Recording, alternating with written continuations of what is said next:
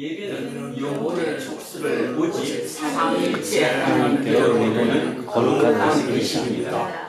하나님의 형상으로 창조하니까 인간은 예배를 예배답게 드릴 때 영혼의 실현을 얻습니다. 이제 예배가 시작됩니다. 마음에 하나로 오십시오. 전능왕 오셔서 주 이름 찬송케 하옵소서. 영광과 권능의 성부여 오셔서 우리를 다스려 주옵소서. 강생한 성자여 오셔서 기도를 들으소서. 택하신 백성들 복 내려 주시고 거룩한 마음을 주옵소서. 위로의 주 성령 오셔서 큰 증거 주옵소서. 전능한 주시여 각 사람 마음에서 떠나지 마시고 계십소서. 성삼위일체께 한없는 찬송을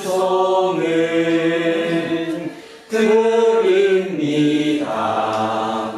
존귀한 주님을 영광 중 배웠고 영원히 모시게 하옵소서.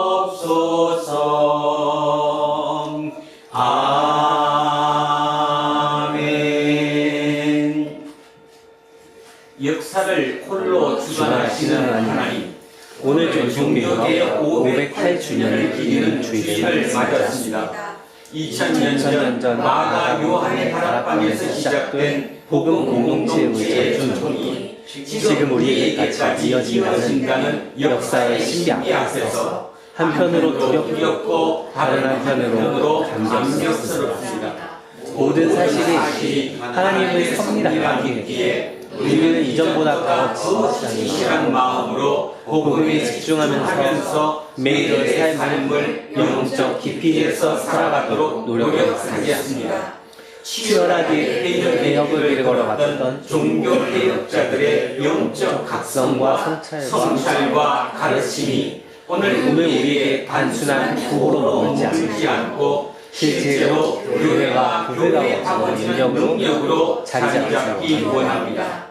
우리는 교회가 그리스도의 몸이며 성령의 피조물이고 하나님의 백성이라는 사실을 믿으며 교회의 다니심과 사도성과 거룩성과 보편성을 교회의 고유한 특성으로 받아들입니다. 우리에게 길이요 진리이고 생명이신 예수 그리스도의 이름으로 기도합니다. 아멘. 자비로우신 하나님, 지난 한 주간에도 우리는 하나님의 뜻을 분별할 그릇이 없이 쫓기면서 살았고 하나님의 뜻대로 살아보겠다는 진정한 노력도 크게 부족했습니다. 세상에 대한 걱정과 염려를 내려놓고 하나님 나라에 집중하라는 말씀에 온전히 순종하지 못했습니다. 사랑과 긍휼함이 충만하신 하나님께 자비를 구합시다. 주여 자비를 베풀어 주소서. 그리스도여 자비를 베풀어 주소서. 주여 자비를 베풀어 주소서. 하나님께서 여러분을 용서하셨으니 여러분도 이웃의 잘못을 용서하십시오. 아멘. 다 자리에 앉아주십시오. 양손 찬송가 585장 찬송하겠습니다. 585장입니다. 내 주는 강한 성이요 방패와 병기 되시니 그 하늘 안에서 우리를 구하여 내시리로다. 옛 원수 마귀는 이때도 힘을 써 모략과 권세로 무기를 삼으니 천하에 누가 강하랴. 내 힘만 의지할 때는 패할 수밖에 없도다. 힘 있는 장수 나와서 날 대신하여 싸우네. 이 장수 누군가 주 예수 그리스도 만군의 주로다. 당할 자 누구랴. 반드시 이기리로다.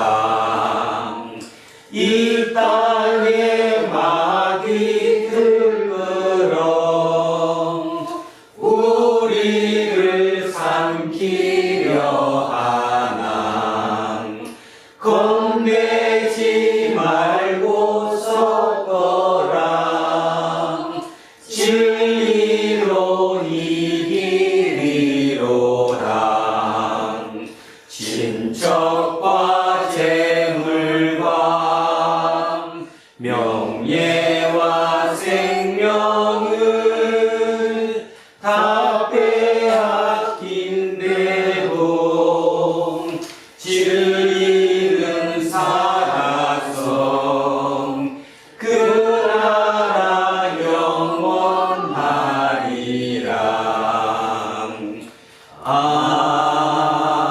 아멘.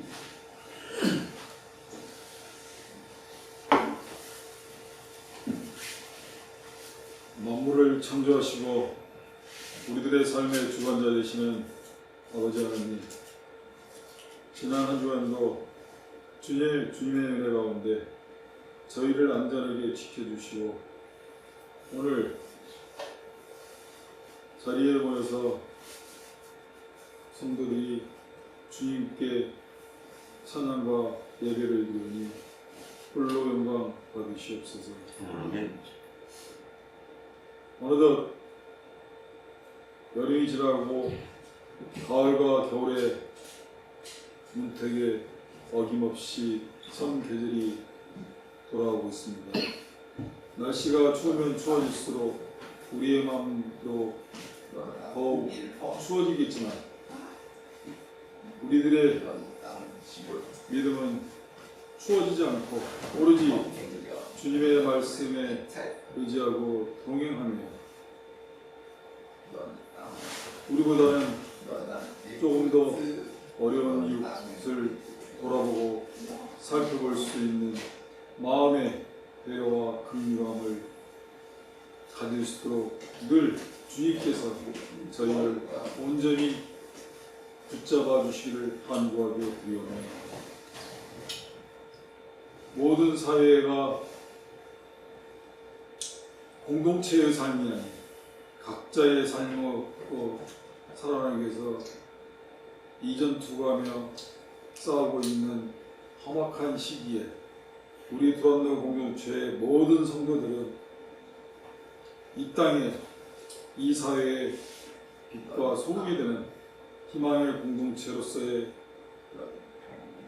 자들로 남을 수 있도록 온전히 주님의 믿음을 받아들일 수 있는 그러한 자녀들로서 저희를 온전히 세워주시길 간구하기를 원합니다.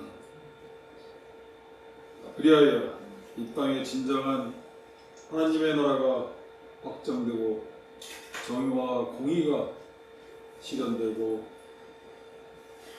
선함과 긍휼함을 더불어 베풀어 가질 수 있는 그런 공동체로서의 그런 가치관을 공유하며 살아가는 그런 믿음의 자녀들로서 저희를 거듭나게 하여 주옵소서.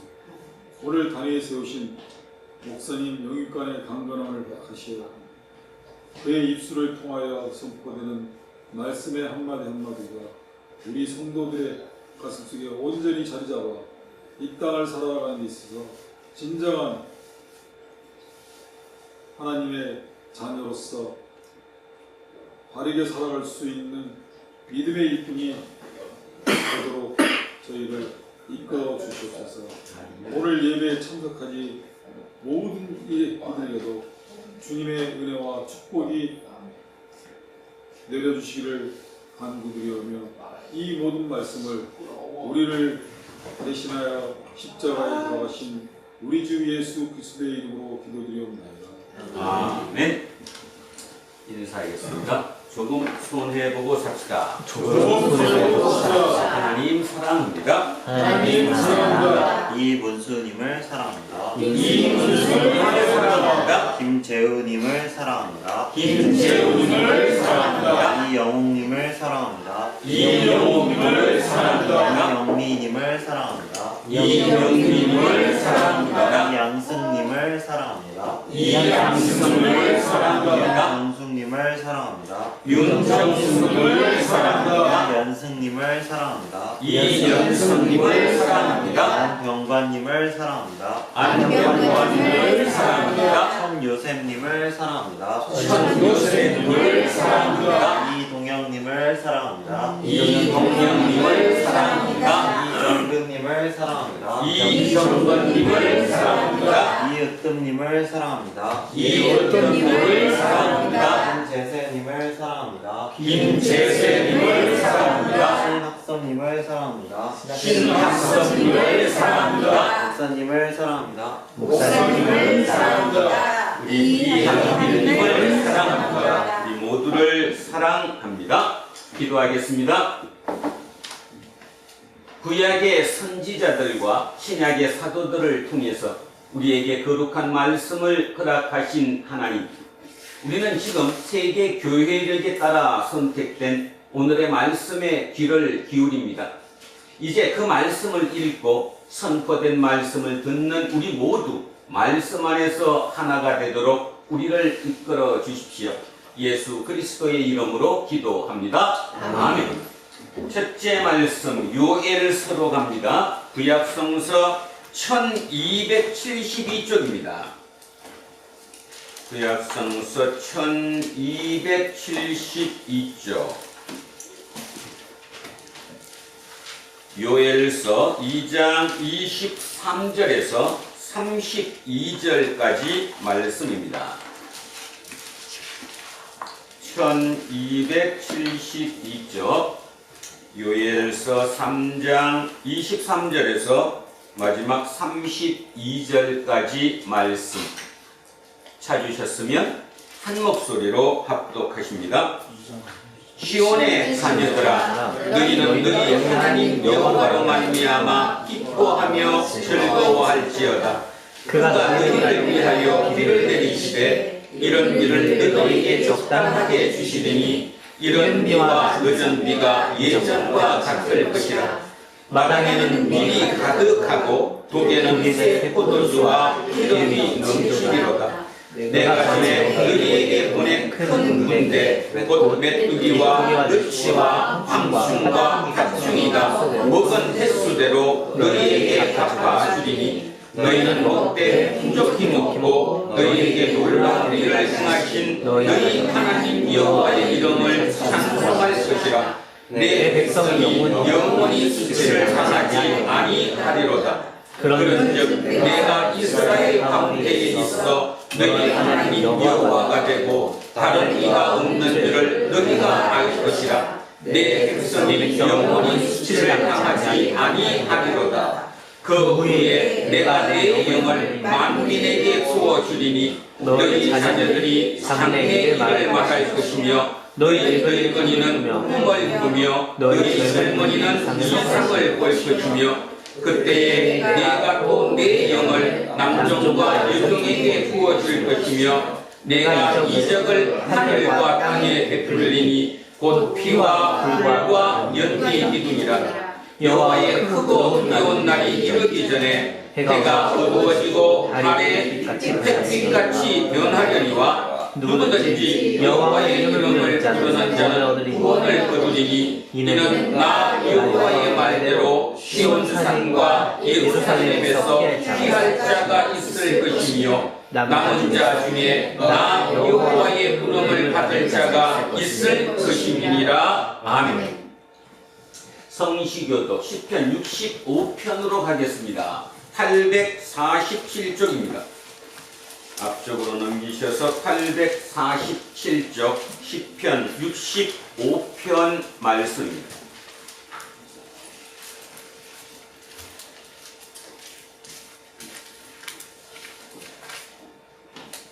자, 시편 65편입니다. 하나님이여 찬송이 시온에서 주를 기다려오며 사람이 소원을 주께 이행하리이다. 기도를 들으시는 주여 모든 육체가 주께 나아오리이다.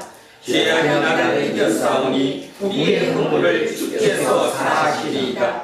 주께서 택하시고 가까이 오게 하사 주의 뜰에 살게 하신 사람은 복이 있나이다. 우리가 주의 집 곧 주의 성전의 아름다움으로 만족하리이다.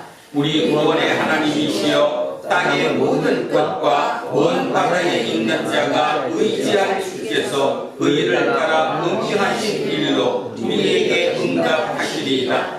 주는 주의 힘으로 상을 세우시며 권능으로 띠를 띠시며 바다의 설렘과 물결의 흔들림과 만민의 소요까지 진정하시나이다.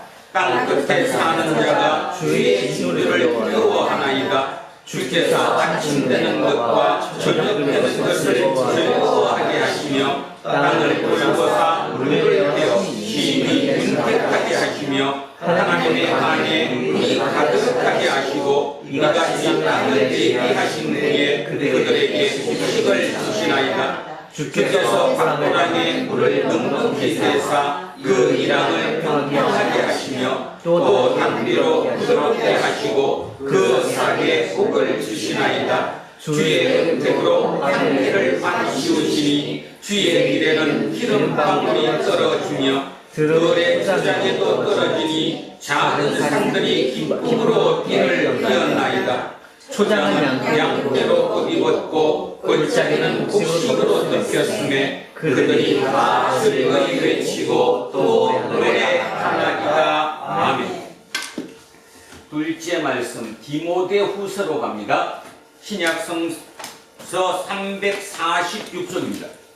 찬송가 앞쪽입니다. 자, 신약성서 346쪽 디모데후서 4장입니다. 두 토막으로 나누어 있습니다. 4장 6절에서 8절, 그 다음 16절에서 18절 두 토막으로 나누어 합독하십니다. 자, 첫째 토막 먼저 디모데후서 4장 6절에서 8절 먼저입니다. 그 다음 16절에서 18절입니다. 자, 시작합니다. 전제와 같이 내가 벌써 구워지고 나의 떠날 시간이 가까웠도다. 나는 선한 싸움을 싸우고 나의 달려갈 길을 마치고 믿음을 지켰으니 이제 후로는 나를 위하여 의의 길을 유관이 예비되어 있으므로 주 곧 의로우신 재판장이 그날에 내게 주실 것이며 내게만 아니라 주의 나타나심을 사모하는 모든 자에게도니라. 내가 처음 변명할 때에 나와 함께한 자가 하나도 없고 다 나를 버렸으나 그들에게 honor 을 돌리지 않기를 원하노라. 주께서 내 곁에 서서 나에게 힘을 주심은 나로 말미암아 선포된 말씀이 온전히 전파되어 모든 이방인이 듣게 하려 하심이니 내가 사자의 입에서 거짓을 받았느니라. 주께서 나를 모든 악한 일에서 건져내시고 또 그의 천국에 들어가도록 구원하시리니 그에게 영광이 세세 무궁토록 있을지어다. 아멘. 셋째 말씀 누가복음으로 내려옵니다. 126쪽입니다. 앞쪽으로 넘기셔서 126쪽 누가복음 18장 9절에서 14절까지 말씀입니다. 126쪽 누가복음 18장 9절에서 14절 말씀입니다. 시작합니다. 또 자기를 의롭다고 믿고 다른 사람을 멸시하는 자들에게 이 비유로 말씀하시되 두 사람이 기도하러 성전에 올라가니 하나는 바리새인이요 하나는 세리라. 바리새인이 서서 따로 기도하여 이르되 하나님이여 나는 다른 사람들 곧 토색, 불의, 간음하는 자들과 같이 아니하고 이 세리와도 같이 아니함을 감사하나이다. 나는 일회에 2번씩 금식하고 또 소득의 11조를 드리나이다 하고 세리는 멀리 서서 감히 눈을 들어 하늘을 쳐다보지도 못하고 다만 가슴을 치며 이르되 하나님이여 불쌍히 여기소서 나는 죄인으로소이다 하였느니라. 내가 너희에게 이르노니 이에 저 바리새인이 아니고 이 사람이 의롭다 하심을 받고 그의 집으로 내려갔느니라. 무릇 자기를 높이는 자는 낮아지고 자기를 낮추는 자는 높아지리라 하시니라. 아멘. 오늘 주신 말씀입니다. 요한복음 11장 1절에서 16절까지 말씀입니다. 요한복음 11장 1절에서 16절 164쪽에 있습니다. 자, 천천히 오늘 11장 새롭게 시작합니다. 머릿속으로 그림을 그리십니다. 자, 시작하겠습니다. 어떤 여자가 있으니 이는 마리아와 그 자매 마르다의 마을 베다니에 사는 나사로다. 이 마리아는 자기를 죽게 붓고 머리털로 주의 발을 닦던 자요 병든 나사로는 그의 오라기니라. 이에 그 그들이 예수께서 하나님을 부르며 이르되 주여 보시옵소서 사랑하시는 자가 병들었나이다 하니 예수께서 들으시고 이르시되 이 병은 죽을 병이 아니라 하나님의 영광을 위함이요 하나님의 아들이 이로 말미암아 영광을 받게 하려 함이라 하시더라.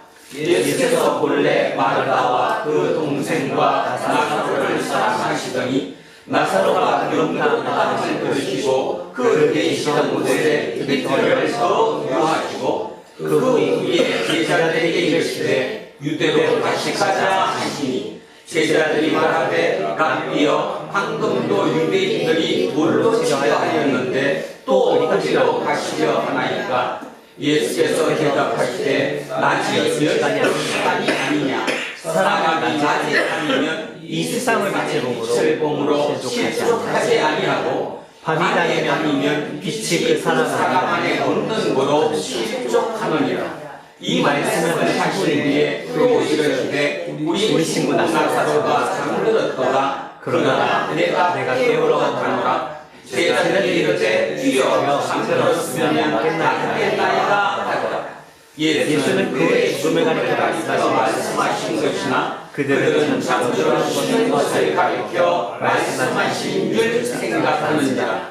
이에 예수께서 가리켜 이르시되 나사로가 죽었느니라. 내가 믿지 아니한 것을 너희를 위하여 기뻐하노니 이는 너희도 믿게 하려 함이라. 그러나 그에게로 가자 하시니 디도라고 하는 도마가 다른 제자들에게 말하되 우리도 주와 함께 죽으러 가자 하니라. 아멘.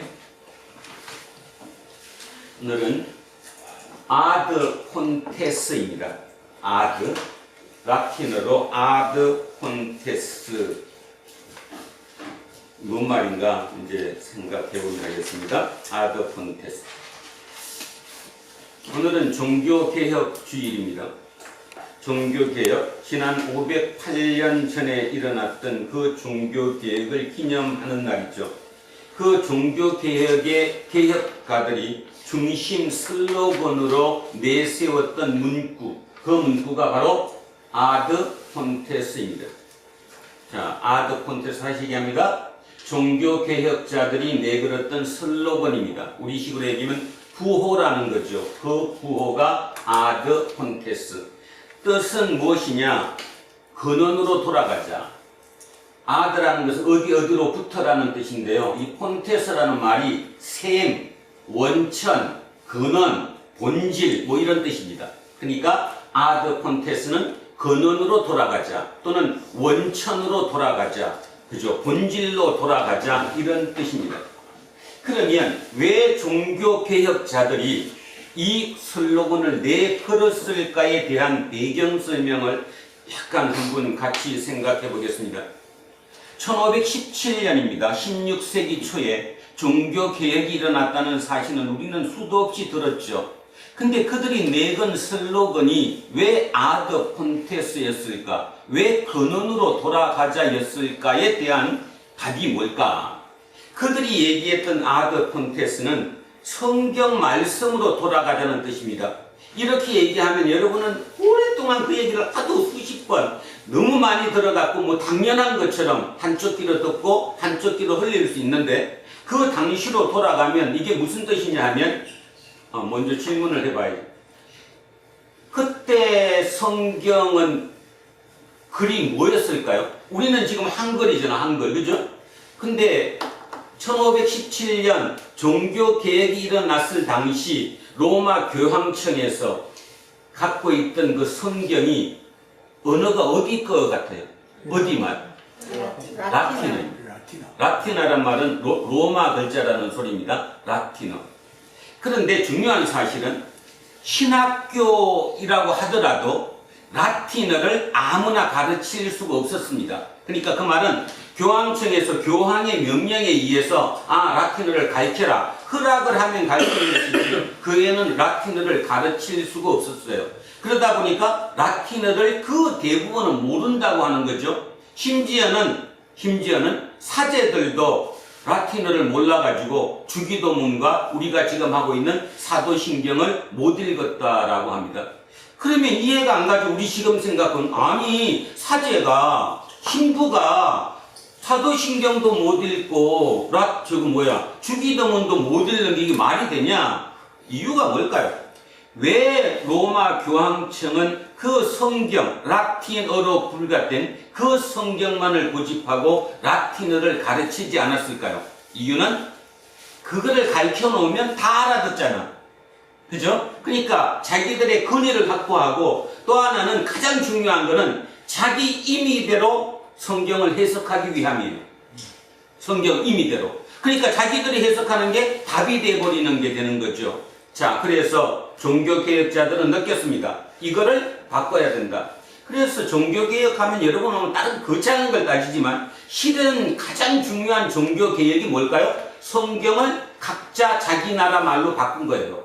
성경을 영어로 해서 번역을 하고 독일어로 번역하고 스페인어로 번역하고 이렇게 각 나라 말로 성경을 번역한 게 뭐의 핵심이에요? 종교개혁의 핵심이에요.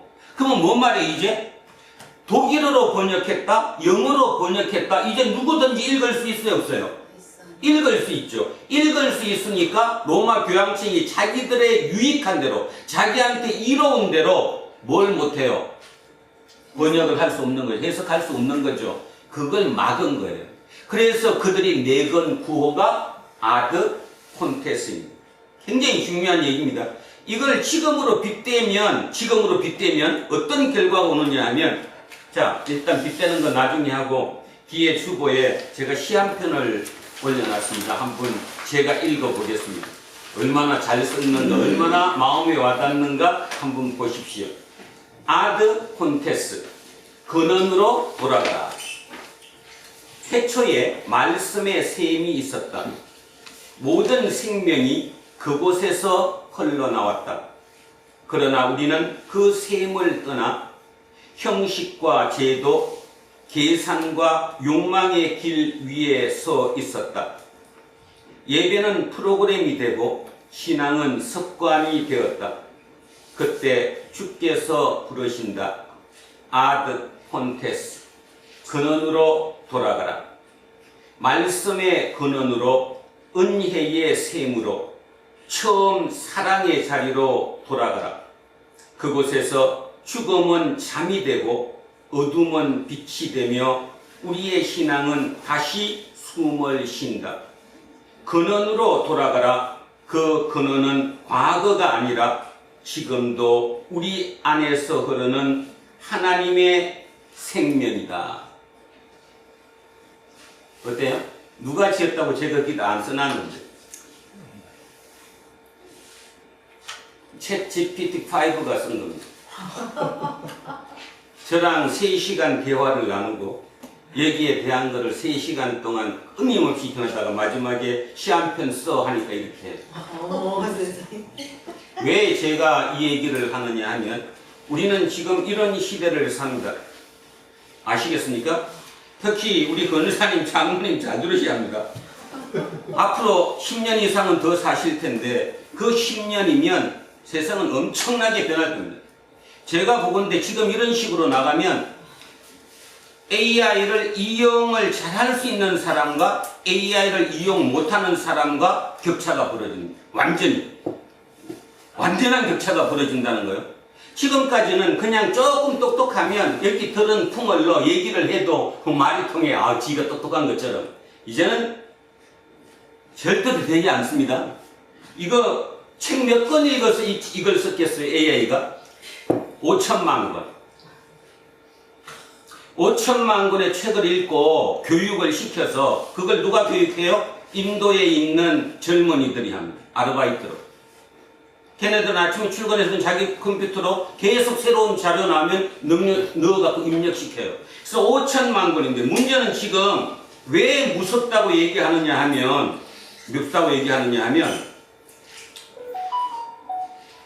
이제는 AI와 AI끼리 두 개가 그냥 서로 그 공부를 같이 나눠요.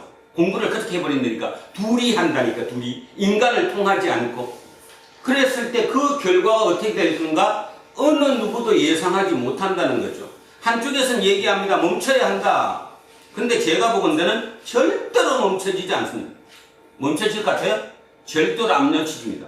그리고 혹강 가다가 이런 소리 합니다. 아, AI 거짓말 잘해. 맞아요. 거짓말 잘했거든요. 근데 이게 제가 쓰고 있는 버전이 5에 5. 4.5까지는 조금 거짓말이 많았는데 요건 거짓말을 덜 해. 그 말의 의미는 이제 훈련을 잘 시켜놔가지고 포함되게 뻥튀기 하는, 뻥치는 것이 많이 줄어들었어요. 자, 이런 식의 시대를 우리는 살아갑니다. 그렇다면입니다. 우리는 지금 어떻게 살아야 할 것인가라는 어찌 보면 인류 역사의 굉장히 중요한 전환의 시점에 우리는 와 있다라는 거예요. 자, 그래서 제가 오늘은 역사적인 얘기를 좀 하겠습니다. 칼 야스퍼스라고 하는 독일의 철학자는 자기가 역사를 이렇게 흐름을 쭉 보면서 어떤 순간을 봤습니다. 어떤 순간, 모멘트. 그 순간에 인류가 변했다는 거예요. 그러니까 칼 야스퍼스 얘기대로 하면 우리가 지금 알고 있는 인간이라고 부르는 이 인간종은 그때부터 시작됐다라고 얘기하는 거예요. 그럼 그때가 언제냐? 기원전 8세기에서 2세기. 그러니까 다시 하면 기원전 800년에서 200년 사이, BC 800년에서 BC 200년 사이, 그 어간에 그때는 이 지구가 서로 교통이 됐어요, 안 됐어요? 그 시대에 안 됐어요. 몰랐어요. 그죠? 어느 나라가 있는지조차 몰랐던 그 시대에 이상한 일이 벌어진 거예요. 중국이라는 땅에서는 공자가 나오고 맹자가 나오고 노자가 나오고 이들을 통해서 도교, 유교라는 어떤 새로운 사유라는 게 뭐예요? 정신혁명이죠. 새로운 사유가 일어나고 그 옆 동네인 인도에서는 붓다라고 나와서 부처가 나와서 그죠? 불교를 만들어내고 우파니샤드라고 하는 그런 사고를 하는 그런 철학자들이 생기고 조금 더 옆으로 더 들어가면 그리스 로마 시대에는 그 유명한 소크라테스, 플라톤, 아리스토텔레스가 나오고 거기서 조금 더 깊이 밑으로 내려가면 진짜 변방 조그만 아주 진짜 변방인 조그만 이스라엘이라는 나라에서 이사야가 나오고 예레미야가 나오고 오늘 우리가 읽었던 요엘이 나오고 그죠? 호세아가 나오고 이런 시대에 그렇게 나왔다는 거예요. 근데 그들이 얘기했던 공통점이 뭐냐? 사유. 지금까지 인간이 생각하지 못했던 어떤 새로운 사유, 새로운 생각을 하게 됐다는 거예요. 근데 그러면 전학을 얻었고 야 우리 그런 생각하자. 교통이 없었다는 거죠. 없었음에도 불구하고 어떻게 그렇게 지구별이라고 하는 별 사이에서 서로가 서로를 몰랐는데 비슷한 시기에 그런 일이 일어났을까? 그거를 칼 야스퍼스는 뭐라고 불렀냐 하면 축의 시대라고 불렀습니다. 축의 시대다. 축이라는 게 뭔지 알죠? 축. 그걸 보고 이제 우리로 따지면 그걸 뭐라고 그러지? 굴대라고 그러는데 바퀴하고 바퀴가 이렇게 있을 때 바퀴에 그 연결한 그 있잖아요. 그 나무떼기 같은 거. 그죠? 그게 굴대예요. 굴대. 그걸 한문으로 축이라고 그러는 거죠. 그래서 칼 야스퍼스는 이걸 보고 축의 시대 또는 굴대 시대라고 얘기합니다. 그러면 굴대 시대가 결국 뭐냐? 야스퍼스 얘기는 이 얘기죠. 굴대 시대는 지금까지 인간이 새로운 인간으로 변했다는 거예요. 굴대 시대에. 그러면 뭐 어떻게 변했을까?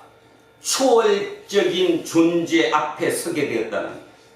그러니까 결론적으로 얘기하면 우리는 지금 당연히 초월적인 앞에 서요. 하나님 앞에가 하나님이 초월적인 존재니까. 그런데 그 당시는 이전의 인간들은 그렇게 서지 않았어요. 그냥 살았어요. 그냥 닥치는 대로 삶을 살아냈어요. 근데 어떻게 그 시대에 BC 800년에서 200년 그 어간에 몇몇의 사람들이 생각을 가져왔을까? 그리고 초월을 생각했을까? 이게 이제 야스푸스 입장에서는 굉장히 중요하다는 거죠. 그래서 그 초월을 통해서 이 축이 틀어졌다는 거예요.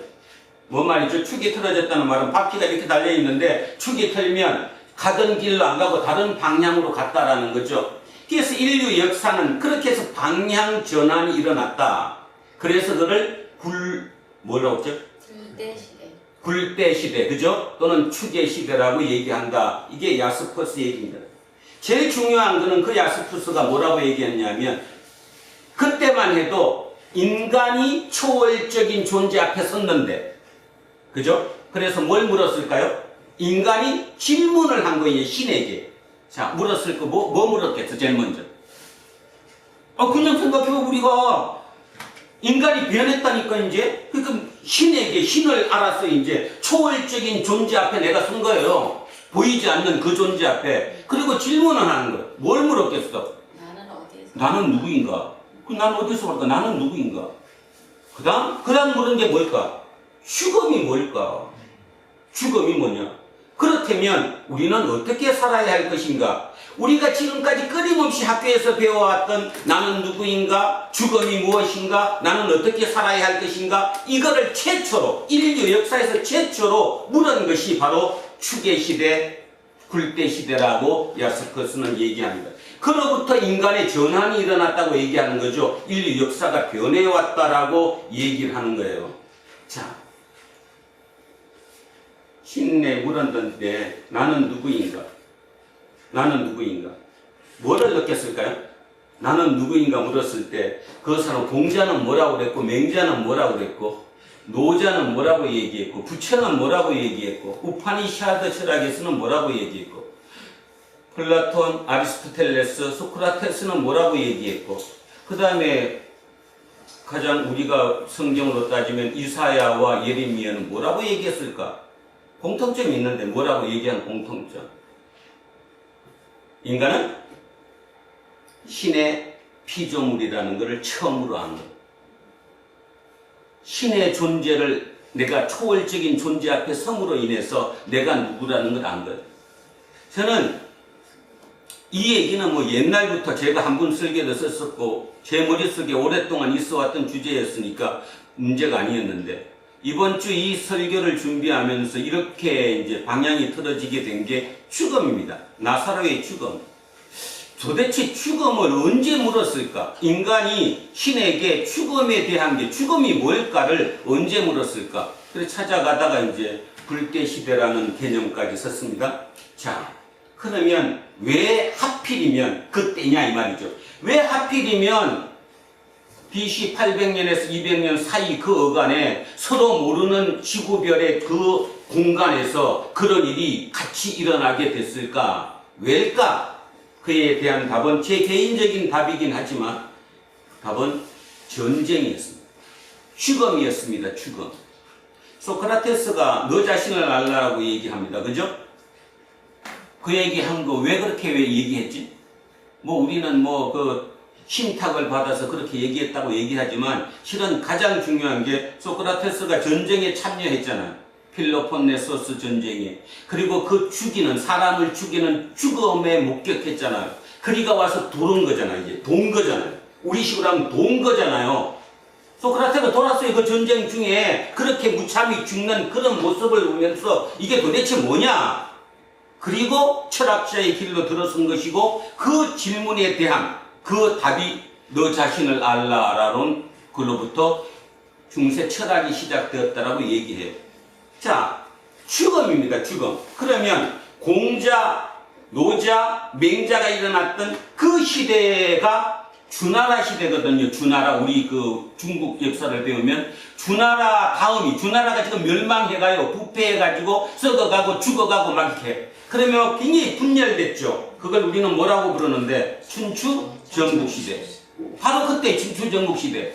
옆에서 사람이 죽어가는 거예요. 맨날 싸움하는 거예요. 태어나가지고 싸움만 하는 거예요. 본 게 그것밖에 없어. 지금 우리처럼 태어나갖고 맨날 뭐 먹을까? 운동 어떻게 해서 몸무게를 줄이지? 이런 생각하지 않고 내 존만이, 내 죽음이 달려있는 그런 시대를 살았어요. 자, 인도도 마찬가지죠. 인도도 붓다가 일어났던 그 시기, 우파니샤드가 발생했던 그 시기가 서로 충돌해서 싸웠던 시대고, 금방 얘기했던 소크라테스나 그 시기도 바로 폴리스끼리, 그러니까 폴리스, 그죠? 그런 끼리 계속 시민들이 전쟁이 일어나는 그 시대였고, 그 다음 성경에서 얘기하는 이사야, 예레미야 시대도 전쟁 시대였죠. 바벨론 포로기로 접어드는 그 시대였잖아요. 결국 그 시대에 살았던 사람들의 공통점은 뭐냐 하면 아침에 눈 뜨면 살아있어? 언제 내가 죽을지 모르는 죽음에 접근되어 있었던 그 시대였다라는 거예요. 그 시대에 그들은 그런 질문 앞에 설 수밖에 없었어요. 나가 누구지? 우리는 죽어도 태어났나? 싸움하다가 죽는 걸로? 자, 그래서 내가 누구인가를 본 거예요. 그랬더니 신의 창조물이었고, 예레미야, 이사야로 얘기하면 우리는 신의 피조물이었어요. 그 신이 우리를 이 땅에 보내신 거라는 거죠. 그러면 죽음이 뭐냐? 거기에 대한 답이 바로 오늘 200년 정도가 지나서, 아니 정확하게는 한 800년 정도 지나서 신이 우리에게 답한 거예요.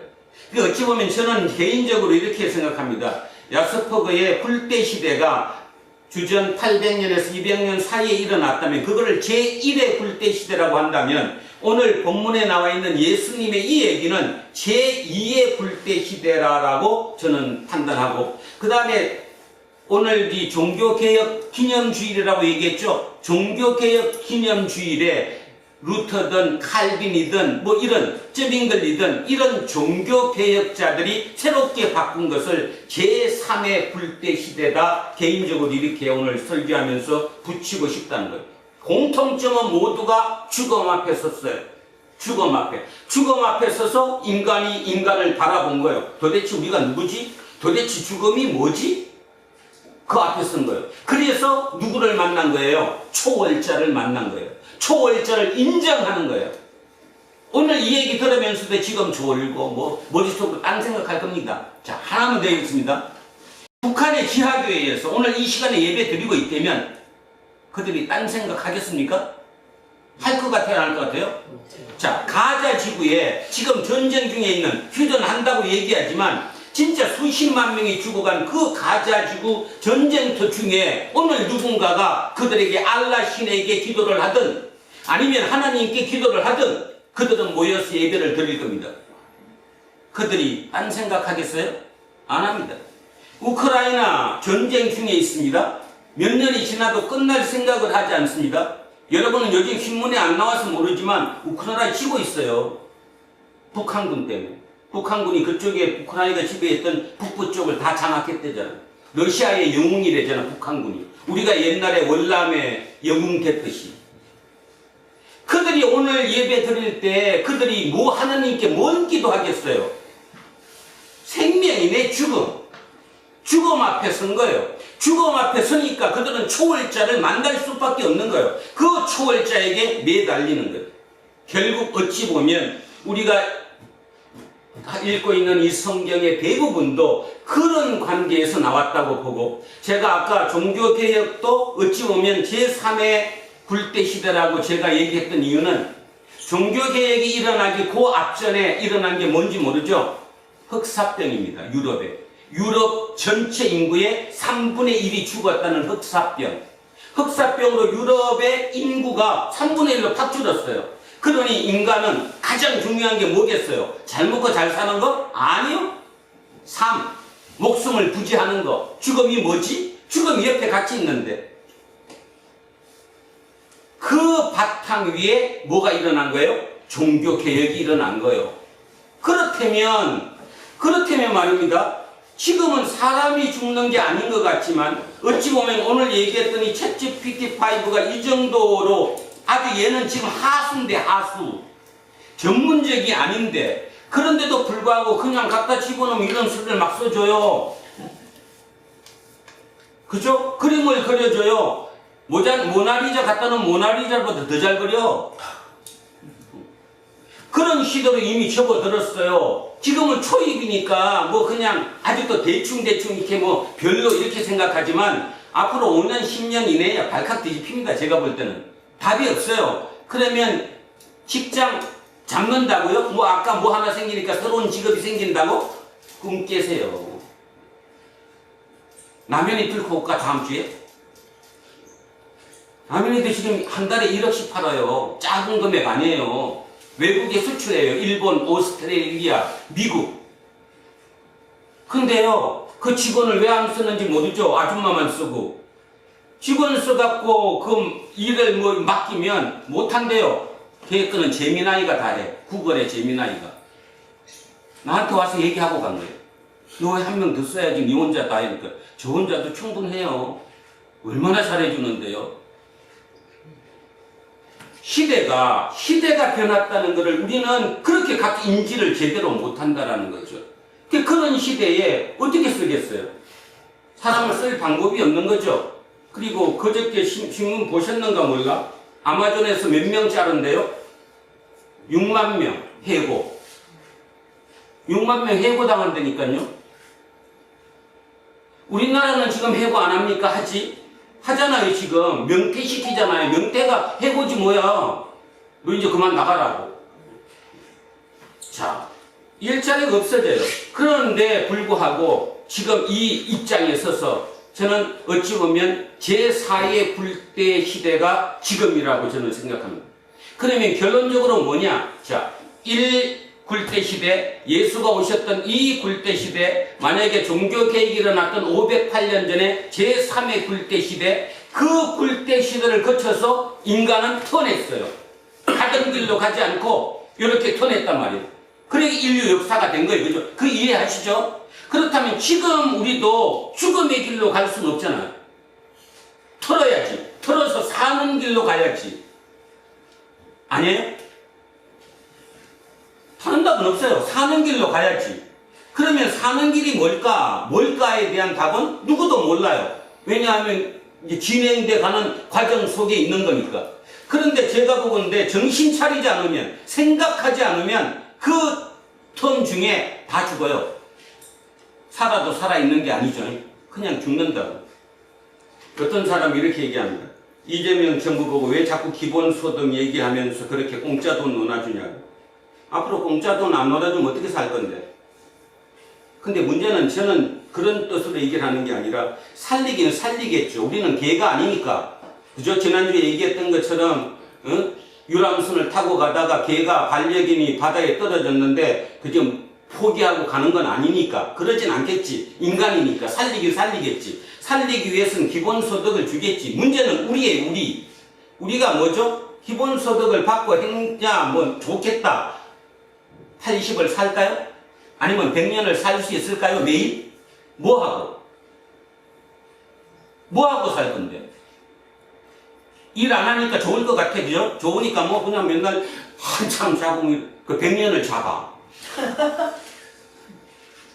웃을 일이 아니라니까요. 어쩌면 우리는 진짜 죽음 앞에 섰는지도 모른다고 생각합니다.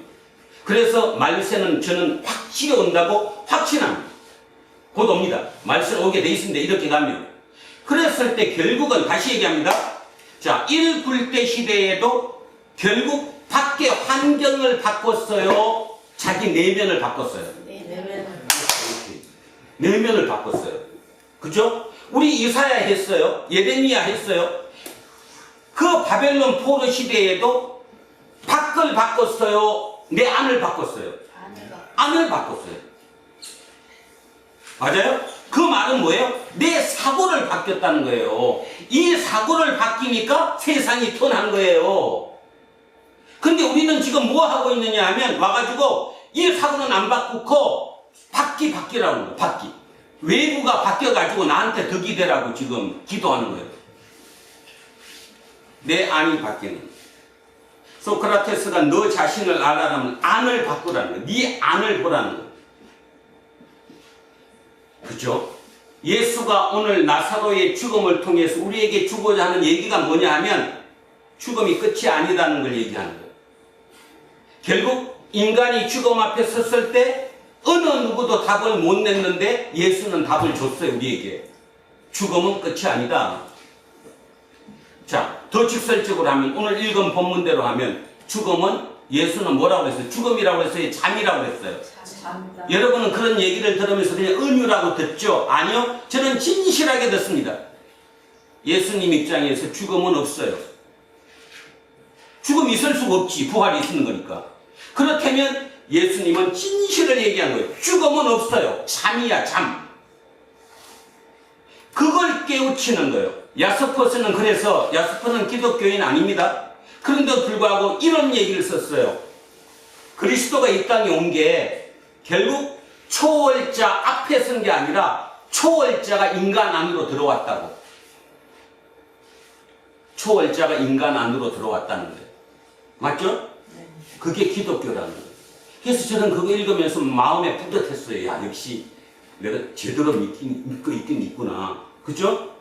다시 얘기하면 기독교인도 아니지만 야스퍼스라는 그 철학자가 큰 흐름으로 세계 역사를 이렇게 관통해 가면서 예수가 이 땅에 온 그 사건 자체를 초월자가 인간이 초월자 앞에 선 게 아니라 초월자가 인간 안으로 들어오셨다고. 그 표현을 쓴 것을 보고 그래, 우리가 어떤 자부심을 가지고 어떻게 살아야 될 건가가 우리 나왔다라는 거죠. 종교개혁주의입니다. 508년 전에 종교개혁자들을 얘기하면 그들이 아드 폰테스라고 구호를 외쳤습니다. 성경 말씀으로 돌아가야 한다. 그 말씀으로 돌아간다는 얘기의 핵심이 뭘까? 왜곡하지 말라. 말씀을 왜곡하지 말라. 가만히 따져보면 저는 목사입니다. 목사라도 좀 엉터리 목사이긴 하지만 그럼에도 불구하고 이 나이 될 때까지 그래도 성경을 여러 번 읽고 여러 얘기, 설교도 듣고 책도 읽고 알아왔습니다. 근데 가만히 따져보면 얼마나 왜곡된 게 많았는지 몰라요. 여러분은 안 그렇습니까?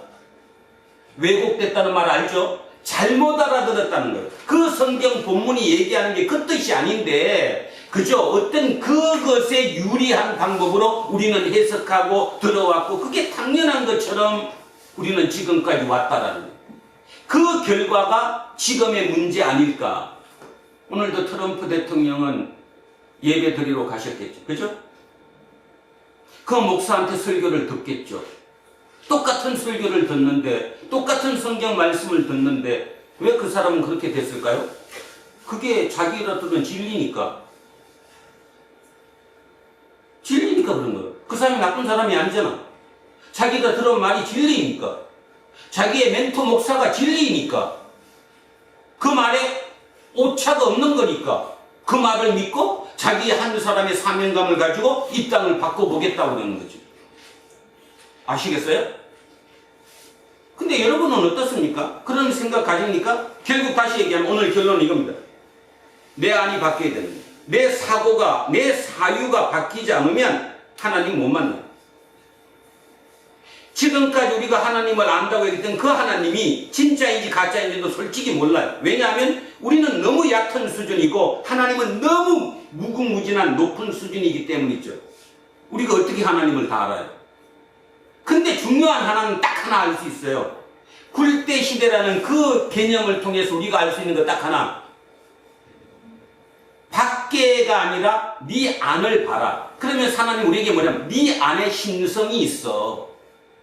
네 안에 신성이 있다니까요. 그 신성이 뭐냐? 윤리적인 거, 도덕적인 거, 정의로운 거, 공평한 거, 공정한 거, 이게 우리가 가지고 있는 거예요. 근데 지금 우리는 뭐를 잃어버렸어요? 정의를 잃어버렸죠. 공정을 잃어버렸죠. 윤리, 도덕을 잃어버렸죠. 다 잃어버렸잖아 지금. 오직 나한테 유익하냐 유익하지 않냐, 나한테 이익이 되느냐 안 되느냐만 남았지 나머지는 싹 잃어버렸잖아. 내 안에 신성을 잃어버린 거예요. 그 신성을 회복하는 길만이 지금 이 진짜 대전한 AI한테 인간이 당하느냐 안 당하느냐 하는 이 시대 앞에 우리는 서 있다라고 하는 겁니다. 그래서 우리는 나이 드신 분은 좋겠어요. 왜냐하면 그 시대에 덜 살아도 되니까. 근데 우리 한빈이나 어뜸이나 재웅이나 제세나 요한이나 요셉이는 심각합니다. 근데 심각한 거를 못 알아들어요. 자기들 본인들이. 부모 세대가 살았던 것도 그 시대를 자기들도 똑같이 살 거라고 착각하는 거죠. 아니요. 절대로 착각하면 안 됩니다. 이건 지금 심각한 도전이에요. 그래서 제가 어떤 분한테도 그 얘기했어요. 농담이 장난하도 좋으니까 딴 데가 술 먹지 말고 챗GPT를 하든 제미나이를 하든 인공지능하고 대화하라고. 그게 습관이 쌓이면 질문하는 방법이 생겨요. 중요한 사실은 AI는 절대로 내가 질문하는 데 대한 답을 해주지 자기가 멋있게 느껴갖고는 안 해줘. 질문이 답이라고 하는 이유. 지금 학자들이 나와서 또는 세상적으로 어떤 영향력을 미치는 사람들이 미디어에 나와서 끝없이 얘기하는 거, 질문하는 거를 배워야 된다. 질문하는 걸 어떻게 배운다는 거? 써봐야 배우지. 써봐야, 자꾸 사용해봐야 내 질문이 나오지. 거기는 두 가지 중에 같이 맞물리는 거예요. 내가 거기에 많이 질문하고 많이 하면 그게 챗GPT가 자기한테 플러스가 되는 거예요. 새로운 걸 알았으니까. 그래서 누군가가 그런 비슷한 질문을 하면 그 답을 또 주는 거예요. 내가 어디서 느꼈냐 하면 한 달 전에 내가 다 써가지고 걔는 찾으라고 하면 잘 안 찾아. 그래서 내가 원문을 다 쳐줘요. 그래갖고 넣어줬는데 한 달 반 뒤엔가 내가 똑같은 질문을 했더니 그 답이 돌아왔어. 뭔 말인가 이해하시겠어요? 그러니까 내 정보가 내가 한 모든 정보를 지금 오늘 이 순간에도 전 세계 수억 명이 지금 한 3억 된다니까 그 3억 명이 지금 입력하는 그것을 챗GPT는 다 학습하고 있는 거예요. 어떻게 이겨?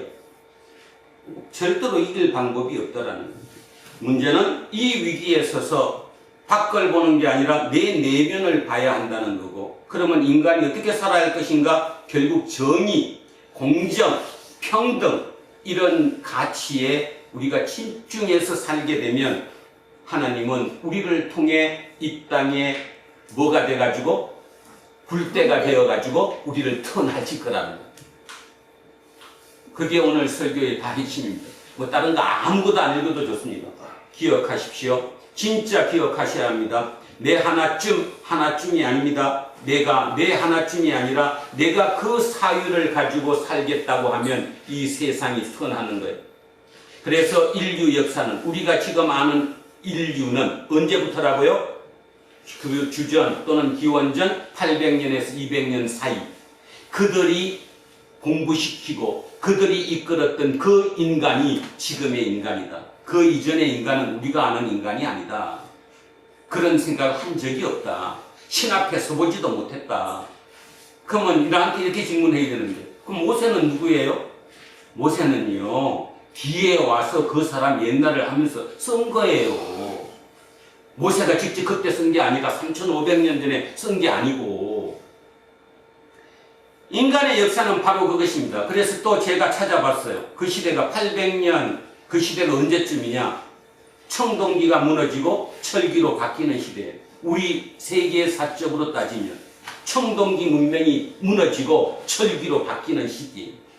그때 굴대 시대. 굴대가 일어난 거예요. 그렇다면 지금 아닙니까?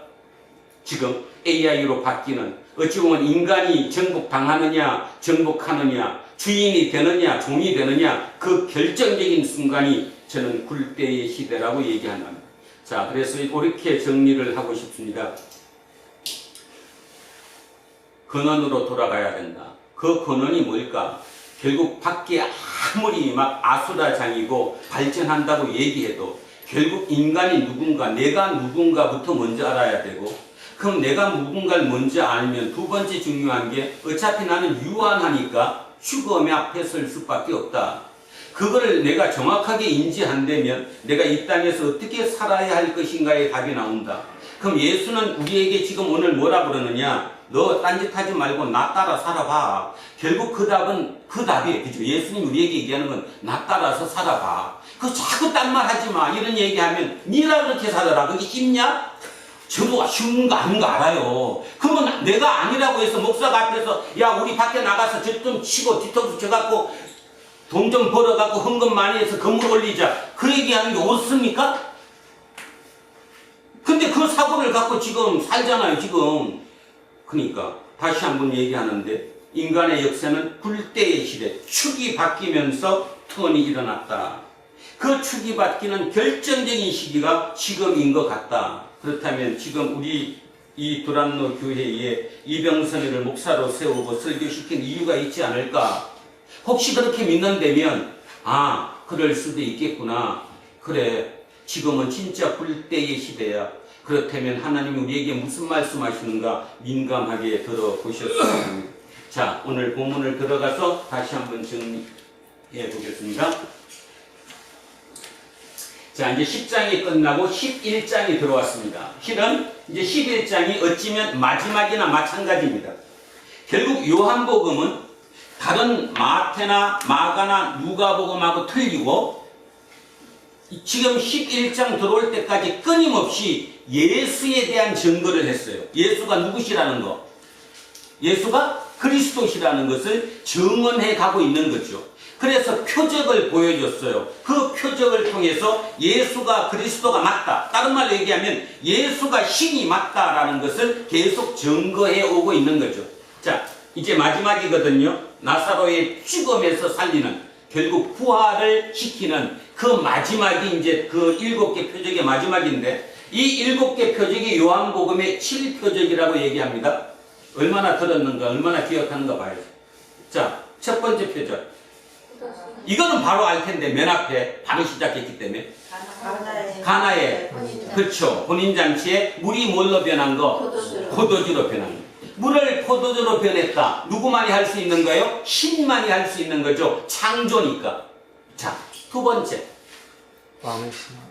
왕의 신하. 왕의 신하를 가버나움에 있는 왕의 신하의 그 아들을 뭘로? 직접 가서 안수해서 고쳐준 게 아니라 말로서 고쳐줬죠. 네. 자, 그게 두 번째. 자, 38년 된 38년 된 병자. 베데스다 연못가에서 38년 된 병자 고친 거. 그럼 답은 나오는데? 오병이요. 자, 그 다음에 오병이어입니다. 자, 그 다음 다섯 번째. 제옥밖에 몰라. 제옥은 공부를 요한복음 열심히 하거든 지금. 자, 오병이어 다음. 그 맹인. 아니야. 맞나? 맹인 아니에요. 가버는 가. 물리를 아, 걷어가시는 아, 주님. 그죠? 바다, 물리를 걷으신다. 그 다음에 여섯 번째가 금방 얘기했던 맹인. 그러니까 날 때부터 소경이었던 자를 고쳐준 맹인. 그죠? 그게 여섯 번째. 오늘 마지막 일곱 번째 나사로의 죽음이. 이 일곱 가지 표적을 통해서 예수가 신임을, 예수의 힘성을 증거하는 거예요. 바로 그 얘기를 듣고 요한 공동체가 결국은 살아낸 거죠. 그런데 여러분 잠깐, 요한 공동체가 이 얘기를 듣고 그냥 처음부터 그냥 맞아, 나는 이렇게 살아야지, 다 그렇게 살았을까요? 중간에 왔다 갔다 했을까요? 왔다 갔다 했겠죠? 당연히 별사람 다 했어요. 그건 다음에 시간 있으면 한번 읽어보시기 바랍니다. 요한계시록 2장에 있는 일곱 교회, 그가 요한 공동체예요. 그들이 요한복음을 듣고 그걸 읽어가면서 자기 공동체를 세웠지만 그 안에 얼마나 많은 이름이 있었는가를 우리는 깨달아야 한다는 거예요. 왜 이게 중요하냐 하면 우리의 한계, 인간의 한계라는 겁니다. 그래서 우리는 그런 걸 보면서 우리 두란노 공동체는 그래도 조금이나마 틀려져야 된다는 거예요. 그래서 어젯밤에 저는 이렇게 기도했습니다. 두란노 교회는 진짜 세상이 암흑일 때 이런 불 정도는 안 되고 될 방법이 없고 그냥 반딧불 정도만큼이라도, 반딧불, 아주 깜깜한 암흑에서는 반딧불도 빛이잖아. 기준이 될 수 있잖아. 반딧불이 되는 두란노 공동체가 되게 해달라고 그렇게 기도했습니다. 여러분은 조금 더 큰 걸로 해요. 반딧불 10마리 하든가 아니면 촛불 정도로 하든가. 저는 그것까지는 안 될 것 같고 아무리 봐도 그냥 반딧불 정도라도 좋습니다. 빛이 되게 해주십시오. 기준이 되게 해주십시오. 그런 공동체, 그런 과정을, 인간은 그런 과정을 거치는 거예요. 결국 다시 얘기하는데 굴대 시대라는 것은 내면으로 들어오는 겁니다. 내 속의 내면. 그리고 우리는 지금 뭘 믿느냐 하면, 저는 또 한 가지 믿는 게 있는데, 우리는 지금 이 시대는 진짜 성령이, 하나님의 영이 내 속에 들어와 계신 거예요. 그걸 진짜 믿으셔야 돼요. 저는 매주마다 믿어요. 이번 주도 목요일까지요. 답이 안 나와. 이게 어떻게 생각해야지, 이거 어디를 기준을 잡아갖고 어떻게 해야지. 그런데 그저께, 그러니까 어제 토요일, 금요일 오후에 치는데 10월달이니까 마지막 주가 이번 주더라고요. 그래서 마지막 주면 뭐예요? 10월의 마지막 주는 종교개혁 기념주의. 그래서 종교개혁 기념주의를 찾아서 이제 이번 주 거를 하려고 보다 보니까 이걸 발견한 거예요. 아드 폰테스. 그래서 그거를 물르고 넘어진 거죠. 한 10시간 동안. 그랬더니 거기에 그렇게 파생돼서 나온 게 너무너무 많은 거예요. 바로 그거죠. 그럴 때마다 저는 마음속에 이게 어떤 믿음이 확신이 생기죠. 아마 모르긴 몰라도 다음 주도 설교 잘할걸요. 대신에 다음 주 금요일까지 고통에 고민에 엄청난 게 있을 거라는 거죠. 그죠? 근데 운 좋게 다음 주 뭐 칼럼을 읽다가 바로 뭔가 탁 트이면 그냥 아주 쉽게 쭉 가는 거고, 그게 금요일까지 안 트이면 이제 죽음 속에 있는 거죠. 이걸 뭐 어떻게 잡아야지 하는. 바로 그런 것입니다. 하나님은 그 영이 나와 함께 계심을 믿으셔야 합니다. 그러니까 이겁니다. 인간은 한계가 있기 때문에 절대로 인간의 능력으로는 할 수 없다. 그러니까 하나님이 내 속에 계셔서 나를 통해서 그 일을 하실 것이다. 그 믿음을 가지시면 챗GPT 시대, AI 시대를 우리는 어떻게 살아야 할 것인가 답을 그분이 우리를 가르쳐 주실 거고 그 길로 인도하실 것이라는 것입니다. 그래서 그 믿음으로 우리가 똘똘 뭉쳤으면 합니다. 자, 이제 시작해보면 이렇습니다. 어떤 병자가 있으니 이는 마리아와 그 자매 마르다의 마을 베다니에 사는 나사로라. 이 베다니는 예루살렘으로부터 한 3km 정도 짧은 곳이에요. 그곳에 있는 이곳이에요. 그리고 미리 이제 뒤에 가겠지만 미리 한번 해보실 거. 예수님이 마지막 돌아가시기 전에, 십자가 달리시기 전에, 잡히시기 전에 이렇게 나오잖아요. 맨날 예루살렘에서 끝나고 밤 되면 밖으로 나가셨다, 그죠? 올리브 산으로 갔다 막 나오는 그곳이 어디예요? 베단이에요. 그러니까 뭔 말인가 하면 예수님은 마지막 잡히기 일주일 정도 전 숙식했던 그곳이 베다니에 있는 누구네 집이에요? 나사로 집이에요. 그러면 충분히 이해가 가죠. 나사로가 예수님 통해서 살아났으니까 그 집이 예수님께 제공됐다는 것에 대해서는 충분히 우리는 알아들을 수 있다는 겁니다. 근데 그것으로 끝나는 게 아니라 예수님이 그 집에 있다가 그 집에서 마지막 숙식을 하고 잡히신 게 어쩌면 이상해 보일지 모르지만 그 당시를 살았던 사람들은 나중에 마르다, 마리아, 나사로의 이 집이 어쩌면 굉장히 우리로 지금으로 따지면 뭐라고 그랬지? 여행 코스? 뭐 있잖아. 그 한 번씩 들러보는 그런 집이 됐을 가능성이 상당히 높다라는 거. 자, 그 이유가 오늘부터 때문입니다. 자, 베단입니다. 예루살렘에서 한 2km에서 3km 떨어지는 짧은 곳입니다.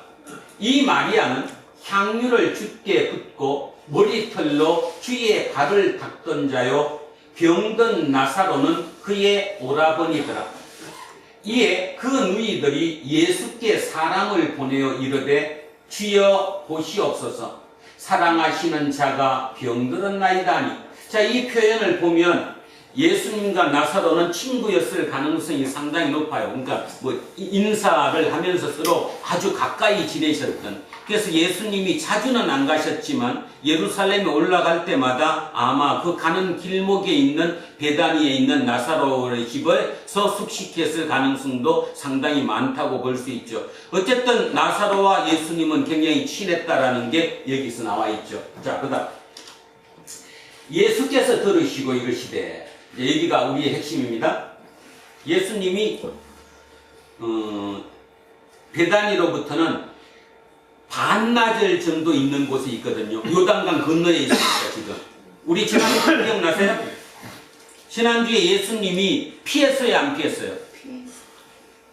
기억도 안, 일주일 지나 다 기억도 안 하시면. 아니, 지난주에 예수님이 유대인들이 내가 내 아버지하고 같다고 얘기해갖고 죽이려고 그래서 돌멩이 들고 치려고 그래갖고 피했잖아요. 도망갔잖아요. 쉽게 얘기하면 피했다고 그러니까 못 알아듣는구나. 도망갔어. 예수님이 예루살렘에서 어디까지? 요단강 건너까지. 요단강 건너까지 건했으니까 그 길이 상당히 먼 길이에요. 따지면 하루 길은 되는 길을 도망간 거예요. 왜 그럴까? 그 도망간 그곳이 처음에 예수님께서 세례 받던 곳, 세례 요한이 세례 주던 곳, 아주 묘하게 그곳 이름도 베단이에요. 그러니까 베단이라는 동네가 똑같아요. 이름이 두 개예요. 그것도 베단이에요. 그 베단이로 갔어요. 그 이유는 정확하게 따지면 관할 지역이 틀려요. 그러니까 뭐야, 그 집권자, 이쪽은 그 예루살렘 쪽은 총독이 다스렸잖아. 총독이 누구지? 오늘 왜 이리 정신이. 예루살렘 총독 빌라도. 그런데 요단강 저쪽은 헤롯 대왕 관할이에요. 관할이 틀려요.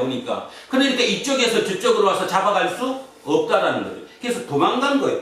도망간 거. 그래서 이제 뭡니다. 거기서 예수님이 그 얘기를 들었어요. 전해 왔어요. 지금처럼 전화했겠습니까? 사람이 왔겠지. 사람이 와가지고 당신 친구 나사로가 지금 너무 아파갖고 죽음에 이를 지경이다. 그렇게 얘기했더니 뭐라고 됐던 얘기예요? 이 병은 죽을 병이 아니라 하나님의 영광을 위함이요 하나님의 아들이 이로 말미암아 영광을 받게 하려 함이라 하시더라. 누구만이 할 수 있는 얘기입니까?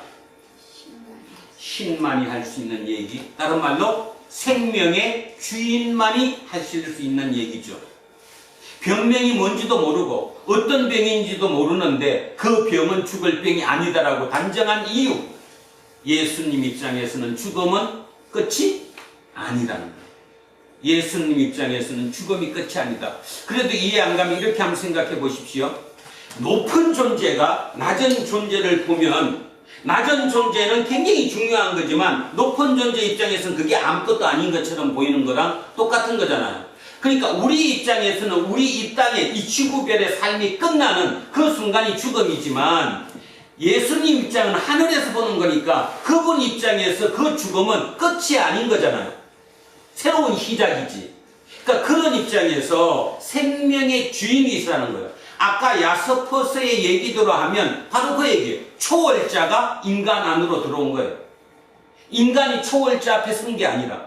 자, 그래서 들어와서 얘기를 하는 겁니다. 예수께서 들으시고 이르시되 이 병은 죽을 병이 아니라 하나님의 영광을 위함이요 하나님의 아들이 이로 말미암아 영광을 받게 하려 함이라 하시더라. 예수께서 본래 마르다와 그 동생과 나사로를 사랑하시더니 나사로가 병들었다 함을 들으시고 그 계시던 곳에 자 며칠을 안 되잖아요. 그러면 우리 입장에서는 안 되잖아요. 아니 기별을 했으면 바로 따라와서 그래 내가 가봐야지 하고 와야지 지극히 정상이지. 거기서 이틀을 더 있다? 이게 도대체 뭐냐는 거예요. 자, 우리 입장에서는 이해가 안 가지만 예수님 입장, 하나님 입장에서는 충분히 이해가 가죠. 왜 이해가 갑니까? 하나님 입장에서 죽음은 죽음이 아닌 거니까. 그 죽음이 죽음이 아니라는 거, 죽음이 끝이 아니라는 거를 실제적으로 교육할 수 있는, 우리 군대 가서 시범 조교가 시범을 보이듯이 시범을 보일 수 있는 절호의 기회라고 본 거죠, 지금. 그거를 한번 내가 보여주겠다. 그래서 다시 얘기하면 제1의 굴대 시대에 죽음 앞에 선 인간들이 초월자의 존재 앞에 섰어요. 그리고 질문하는 거예요. 죽음이 뭡니까? 거기에 대한 답이에요. 죽음은 새로운 시작이다. 누구의 생명으로 바뀌는 거다? 하나님의 생명으로 바뀌는 거다. 그 하나님의 생명을 두 글자로 영생. 이제 잡히죠? 예수는 그 얘기하는 거예요, 지금. 당신들이 질문했지, 소크라테스가 질문했지, 붓다가 질문했지, 공자가 질문했지, 죽음이 뭔지 정확하게 모르지? 내가 답해줄게. 죽음은 끝이 아니야. 공자나 소크라테스나 붓다는 단지 죽음을 뭐라고 생각했냐 하면 끝이라고 생각했어 따지면, 그리고 윤회, 돈다고 생각했지. 이렇게 생명이 돈다고. 소크라테스 같으면 영혼 불멸설에 의해서 육체에 갇혀있는 존재가 영이라고 생각했지. 죽음은 지옥에서 탈출하는 거라고 봤잖아. 근데 하나님은 얘기하는 거야. 죽음은 내 생명으로 생명이 체인지 되는 거야. 그게 부활이야. 그게 바꿔지는 거야. 그러니까 죽음을 두려워하지 마. 이 얘기죠. 이게 지금 우리 속에 진짜 확실하게 딱 세워지면 세상 진짜 두렵지 않아요. 진짜 그렇게 두렵지 않다니까요. 아파트 없다고 두려워하지 않고, 차 조금 내 거 나쁜 차라고 쪽팔리지 않고, 내 자식 지금 조금 뭐 남들보다 잘 못 나간다고 해서 그렇게 웃길 일이 아니에요. 왜냐하면 진짜 그것이 제일 중요한 거니까. 입장에 와 보면 학교에서 공부 못한 거 별 볼 일 없어. 아, 시 쓰잖아. 오늘 가서 한번 써봐. 그리고 그 글자 수까지 얘기해 줄 수 있어. 글자 수까지. 그리고 시를 더 좋게 나랑 맞게 쓰려면 내가 여러 번 얘기를 해야 돼. 왔다 갔다 왔다 갔다. 그러면 내 거에 맞춰갖고 시를 쓰죠. 그런데 뭐 걱정이야? 저거 못한다고 뭐지 그거? 엑셀 못한다고? 엑셀도 다 해, 그치? 너 좀 지가 다 해. 자, 그런 세상입니다. 우리는 지금 그런 시대를 맞았고 그런 세상을 살아가야 한다라는 거예요. 자, 다시 한 번 더 하면 나사로가 병들었다 함을 들으시고 그 계시던 곳에서 이틀을 더 유겠다. 이걸 인간적으로 해석하면 어떻게 그럴 수가 있어. 예수님이 오셔서 살려야지. 근데 예수님의 뜻은 뭔가 하면 이 기회에 죽음이 뭔가에 대해서 내가 시범적으로, 시범 케이스로 보여줄 수 있겠구나. 그래서 의도적으로 이틀을 더 유한 거예요. 누가 죽으라고? 그렇지. 나사로가 죽어라고. 확실히 죽어라고. 그래야 내가 죽음에 대해서 알려줄 수 있다고. 이게 초월자가 인간 속으로 들어와서 실제로 가르쳐준다는 얘기라는 거예요. 근데 이걸 장난으로 들어. 자, 7절 갑니다. 그 후에 제자들에게 이르시되 유대로 다시 가자 하시니. 유대 어디예요? 지금 가고자 하는 데가 베다니. 걸로 다시 가자. 그랬더니 난리 났죠. 제자들이 말하되 랍비여, 방금도 유대인들이 돌로 치려 하였는데 또 그리로 가시려 하나이까? 자, 얼마 전에 며칠 전에 거기서 모았는데 도망쳐 왔는데 다시 그 길을 가시겠다고요? 말이 됩니까? 이 얘기한 거예요. 말이 됩니까? 그 위험을 무릅쓰고 뻔한 것을 왜 또 갑니까? 그랬더니 예수님의 말씀이 걸자리예요.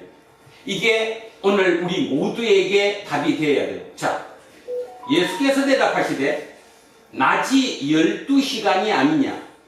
사람이 낮에 다니면 이 세상의 빛을 보므로 실족하지 않는다. 그런데 10절, 밤에 다니면 빛이 그 사람 안에 없는 거로 실족한다. 자, 낮과 밤을 얘기했어요. 낮에는 빛이 비치니까 내가 위험하지가 않다. 근데 밤에는 빛이 없으니까 위험하다. 이렇게 비유로 얘기했는데 이 얘기가 뭘까요? 예수님 입장에서는 이 얘기입니다. 지금은 하나님의 뜻이 내게 임해서 내가 하나님의 뜻을 행하는 시간이야. 하나님의 뜻을 행하는 시간은 누가 함께 해줘? 하나님이 함께 하시니까 절대로 위험하지 않아. 그러면 언제가 위험해? 하나님이 없어졌을 때. 다시 얘기하면 하나님의 뜻이 아닐 때, 하나님이 나와 함께 하지 않으실 때, 그때 내가 위험한 거지. 하나님이 나와 함께 하시고 내가 하는 일이 하나님의 일이라고 확실하면 절대로 위험하지 않아. 그 얘기하는 거예요. 그러니까 여러분도 마찬가지. 사업을 하시든 어떤 일을 하시든 볼 때 두려움에 떨죠. 이거 어떻게 해야 돼? 해야 돼? 말아야 돼? 이건 뭐야? 진짜 자기 모든 것을 내려놓고 기도해 보십시오. 이거 하나님 일 맞습니까? 진짜 그 일이 하나님 일 맞다면 무조건 예스. 하나님 일이 맞다면. 하나님 일이냐 아니냐는 본인밖에 몰라. 솔직히 얘기하면. 본인은 알아. 내 욕심인지 아니면 진짜 하나님의 일이 맞는지. 하나님의 일이 맞다면 어떤 두려움도 하나님이 함께 하시기 때문에 그건 두려워할 필요가 없어요. 지금 그 얘기다. 굉장히 중요한 얘기죠. 자, 여러분 마찬가지입니다. 그 어디서든 마찬가지입니다. 어디서든 내 삶을 통해서 두려움을 느끼고 불안을 느낄 때 이걸 해야 돼 말아야 돼. 이걸 어떻게 해야 돼 할 때 가장 중요한 기준점은 이 일이 하나님의 일이냐 아니냐를 자기가 냉철하게 자기를 보면 압니다. 그러면 답을 얻을 수가 있어요. 알아요. 본인만 알아요. 따지면 본인만. 다른 사람은 잘 몰라. 근데 본인은 내면의 깊숙한 곳에 내 어떤 의도인지를 알 수 있기 때문에 그게 하나님의 일인지 하나님의 일이 아닌지 안다 이 말이죠. 자, 그래서 낮에 다니면 괜찮고 밤에 다니면 없는 것처럼 자, 지금은 괜찮다 가자 이 말이죠. 이 말씀을 하신 후에 또 이르시되 우리 친구 나사로가 잠들었도다. 그러나 내가 깨우러 가노라. 바로 이거죠. 예수님 입장, 하나님 입장에서는 죽음이 뭐예요? 잠이에요. 그냥 비유가 아니라 실제로 잠이에요. 왜냐하면 다시 깨어나는 거니까. 아멘? 안 믿어져요? 아, 진짜 믿어져야 된다니까. 내가 죽음, 우리 장로님 돌아가실 때 죽음이 아니라니까요. 그냥 우리 입장에서는 그게 죽음이고 막 슬퍼할 일이고 이러지만 진짜 하나님 입장에서는 잠이에요. 잠. 깨워서 부활하면 되는 건데. 그러니까 정확한 거죠. 죽음에 대해서 아까 얘기했던 죽음의 두려움 앞에 인류가 초월자 앞에 섰어요. 답을 줬잖아. 이게 답이에요. 다른 어느 곳도 이렇게 준 답은 제가 보는 데는 없는 것 같아요. 오늘 가서 내가 채찍 때 물어볼게. 누가 다른 사람 줬는지. 근데 내가 볼 때는 지금까지 인류 역사에서 어느 누구도 죽음에 대한 답을 준 사람은 없어요. 질문은 했지만 죽음이 무엇입니까에 대한 질문을 갖고 초월자 앞에는 누구든지 섰지만 정답은 없다. 근데 오늘 주님이 우리한테 답을 주는 거예요. 죽음은 잠이다. 잠이다. 그래서 깨어나는 거다. 깨어나면 뭐예요? 그게? 그게 부활. 죽음은 잠이다. 자, 그래서 우리 주님이 우리한테 답을 주는 거예요. 죽음은 잠이다. 그래서 깨어나는 거다. 깨어나면 뭐예요? 그게 부활. 죽음은 잠이다. 그래서 깨어나면 뭐예요? 그게 부활. 죽음은 잠이다. 그래서 깨어나면 뭐예요? 그게 부활. 죽음은 잠이다. 우리 친구 나사로가 잠들었도다. 그러나 내가 깨우러 간다. 그런데 사람들은 그렇게 못 알아듣죠. 제자들이 이르되 주여 잠들었으면 낫겠나이다 하니. 그러니까 제자들은 어떻게 들었어요? 지금 죽어간다고 들은 거죠. 근데 죽은 게 아니라 잔다고 하면 그게 훨씬 더 좋은 거 아니냐, 안 죽은 거 아니냐, 그건 좋습니다. 이렇게 얘기한 거예요. 그랬더니 못 알아들은 거죠. 지금 예수는 그의 죽음을 가리켜 말씀하신 것이나 제자들은 잠들어 쉬는 것을 가리켜 말씀하심인 줄 생각하는지라. 이에 예수께서 밝히 이르시되 나사로가 죽었느니라. 나사로는 당신들 너희들이 아는 것처럼 진짜 죽었다라는 것을 표시해 줍니다. 자, 그러면서 15절에 이렇게 얘기합니다. 내가 예수님이 거기 있지 아니한 것을 너희를 위하여 기뻐하노니 이는 너희로 믿게 하려 함이라. 그러나 그에게로 가자 하시니. 이제 이해 갔죠? 내가 거기 없고 지금 너희들이랑 갇히는 게 너희들한테 유리하다. 왜? 진짜 죽은 곳에 가서 내가 죽음을 부활시키는, 깨우는 것을 너희들이 눈으로 볼 수 있기 때문에, 훈련할 수 있기 때문에 진짜 최고 아니냐, 이런 뜻으로 말씀하셨잖아요. 그러니까 생명의 주인이 누구다? 하나님 예수님이다. 그죠? 그 생명을 내가 다시 얻는 것이 부활이다. 우리는 그 영생을 얻기 위해 이 땅을 산다. 자, 그래서 이제 그러나 그에게로 가자 하시니, 자, 마지막 절에 디두모라고도 하는 도마가 다른 제자들에게 말하되 우리도 주와 함께 죽으러 가자 하니라. 뭔 말이에요? 왜 유다로 가는 게 죽는 거예요? 가면 또 돌멩이로 맞아서 그지 죽을지 모르니까. 예수님은 그렇게 얘기했는데 죽지 않는다. 내가 하나님의 뜻을 이루는 그 행하는 동안만큼은 절대로 내가 죽지 않는다. 이렇게 얘기했는데도 불구하고 당연히 제자들은 그건 못 알아듣죠. 우리가 못 알아듣는 것처럼. 그러니까 제자들은 따라갈까 말까 따라 말까 이렇게 얘기하니까 디두모, 도마가 뭐라고 그런가 하면 야, 죽어도 따라가자. 우리가 죽더라도 따라가자. 그것이 옳은 것이다. 이렇게 판단했다라는 거예요. 우리 두란노 공동체 오늘도 이런 얘기를 들었지만 확신이 쓰지 않습니다. 왜냐하면 말 그대로 신의 언어를, 신의 얘기를, 천상의 얘기를 이 지상에서 듣기 때문이지요. 우리의 눈으로 그것을 정확하게 인지할 수 없기 때문입니다. 근데 다시 한번 기억합니다. 야스퍼스의 얘기대로 인류가 그렇게 살아오다가 어느 순간 죽음의 공포 속에서 그들은 초월자를 찾았고 그 초월자 앞에 섰다는 것, 그리고 질문하게 됐다는 것. 그 인간이 우리가 알고 있는 인간이라는 사실, 그리고 그를 통해 세계 역사가 변해왔다는 사실, 그죠? 그거를 믿으셔야 합니다. 그래서 세계 역사는 그렇게 변해왔고, 그리고 오늘 본문에 읽었던 것처럼 거기에 대한 답, 죽음에 대한 답을 정확하게 주셨다. 야스퍼스의 표현대로 다시 얘기하면 초월자가 인간 안으로 들어왔다. 인간 안으로 들어와서 그분이 우리에게 그 죽음의 공포 속에 있는 우리에게 말씀하셨다. 죽음은 잠이다. 잠은 깨면 된다. 내가 그 잠을 깨울 수 있다. 그 말은 다시 얘기해서 생명의 주인이 나다. 이렇게 정확하게 얘기했는데 이거를 겉듣는다는 거지. 모른다, 안 보인다고 해서. 그것이 믿음이라는 거예요. 그 믿음을 가지면 우리는 이 땅에서 하나님의 뜻을 충분히 이루어 나갈 수 있다. 그 얘기하는 거죠. 508년 전에 1517년 16세기 초에 유럽에 있는 종교개혁자들도 그 앞에 섰습니다.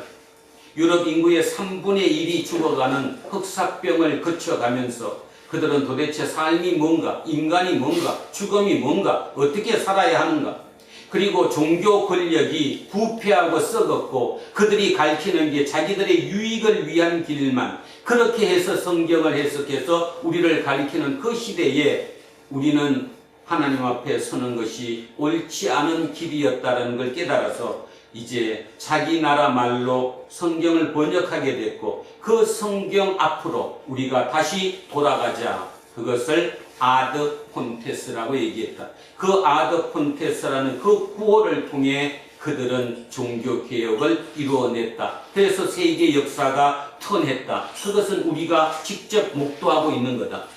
이제 2025년 세계 역사가 다시 한번 턴해야 할 시대가 왔다. 여러 가지 이유가 있는데 가장 중요한 점은 AI라고 하는 인간지능보다 더 힘이 센, 더 능력이 뛰어난 새로운 존재가 만들어졌고 그것이 우리 인간의 생각을 하지 못할 정도로 급속하게 발달하고 있다는 것.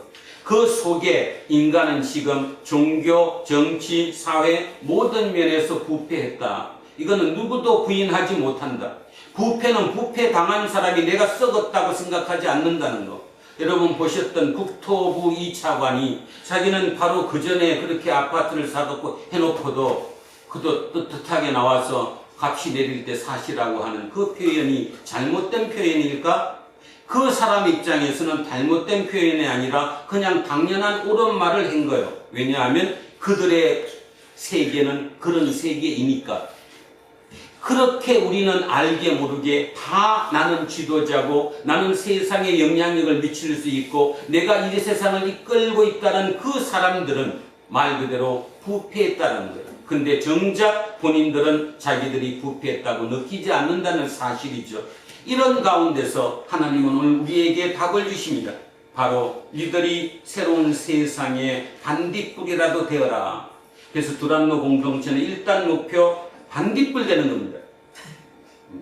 그래서 다음 주에는 이제 조금 더 큰 걸로 바꾸고 촛불로 바꾸고 조금씩 늘어날 수 있는. 그래서 진지하게 고민하고 생각하는 우리 공동체 모든 식구들이 되시기를 주님의 이름으로 축원드립니다. 자, 오늘 본문 읽고 기도하겠습니다. 천천히 읽습니다. 시작. 어떤 경자가 있으니 이는 마리아와 그 자매 마그다의 마을 베다니에 사는 나사로라. 이 마리아는 그를 죽게 머리털로 쥐의 발을 닦던 자요 병든 나사로는 그의 오라버니더라. 이에 그 믿음이 예수의 사랑을 내어 이르되 주여 보시옵소서 사랑하시는 자가 병들었나이다 하니 예수께서 들으시고 이르시되 이 병은 병들이 아니라 하나님의 영광을 받는 병이요 하나님의 아들이 이로 말미암아 영광을 받게 하려 함이라 하시더라. 예수께서 원래 마르다와 그 동생과 나사로를 생각하시더니 나사로가 병들었다 함을 들으시고 그 계시던 곳에 그들을 또 유하시고 그 후에 제자들에게 이르시되 유대로 다시 가자 하시니 제자들이 말하되 말하여 방금도 유대인들이 물로 치려하였는데 또 그리로 가시려 하나이까. 예수께서 대답하시되 낮이 12시간이 아니냐. 사람이 낮에 아니면 이 세상의 빛을 봄으로 실족하지 아니하고 밤에 아니면 빛이 그 사람 안에 없는 거로 실족하느니라. 이 말씀을 하신 후에 또 이르시되 우리 친구 나사로가 잠들었도다. 그러나 내가 깨어나려 하니라. 제자들이 이르되 주여 잠들었으면 낫겠나이다 하더라. 예수는 그의 죽음의 날이 가르쳐 말씀하신 것이나 그들은 잠들어 쉬는 것을 가르쳐 말씀하신 줄 생각하는지라. 이에 예수께서 사적에 이르시되 나사로가 죽었느니라.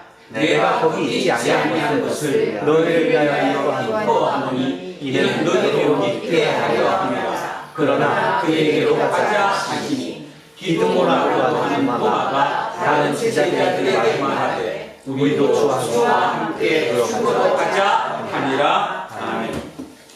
살아계신 아버지 하나님, 오늘도 하나님의 말씀을 들으며 하나님께서 이 인류 역사에 섭리하고 계심을 깨닫게 되었습니다. 그렇습니다. 사람이 죽음 앞에 서면 그 죽음의 공포 속에 절대자인 그 초월자의 존재를 인정할 수밖에 없고 그 초월자 앞에 설 수밖에 없습니다. 그러나 우리는 압니다. 왜냐하면 그 초월자가 우리에게 들어오셔서 실제로 본을 보여주셨기 때문이지요. 오늘 초월자이신 그 예수님께서 나사로를 통해 죽음이 무엇인지를 우리에게 가르쳐 주었습니다. 그렇습니다. 결국 우리의 가장 중요한 목표, 가장 마지막 목표는 죽음입니다. 죽음이 도대체 무엇일까? 죽음은 새로운 시작이며 새로운 하나님의 나라에 입성하는 일입니다.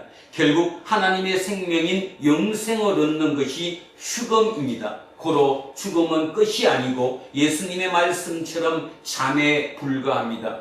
그 믿음을 가지고 이 땅에 사는 동안 이 땅의 삶을 허락하신 그 하나님께서 우리에게 왜 이 땅의 삶을 허락하셨는지를 깊이 생각하고 깨우치며 성찰하며 그 하나님의 뜻 가운데서 이 땅을 살아갈 수 있는 우리 두란노 공동체 모든 식구들이 되게 하옵소서. 그러나 우리는 압니다. 우리는 너무 연약해서 어떠한 일도 조그만 마음은 있지만 실제로 행하지를 못합니다. 그래서 오늘 주님께 이렇게 고백하고 싶습니다. 우리는 그 암흑 같은 이 세상에 일단 반딧불이라도 되겠노라고 그 다짐을 하는 그동안 주님께서 우리와 함께 하셔서 우리를 이 땅의 반딧불이로 사용해 주십시오. 감사드리며 거룩하신 우리 주 예수 그리스도의 이름으로 기도합니다. 아멘. 435장 찬송하겠습니다.